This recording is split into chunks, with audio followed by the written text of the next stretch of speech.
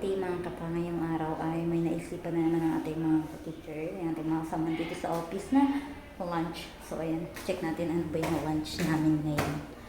Ay na yung ating pusa na ginamot. So akala ko sa ano kami kakain dito sa labas. Change, ano ata.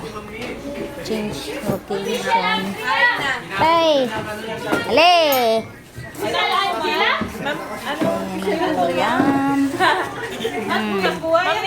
Ano sausawan nyo? Bago? Ayan.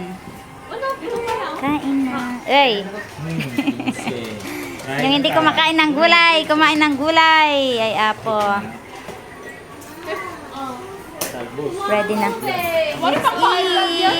Eat na. Para Ma'am Queen.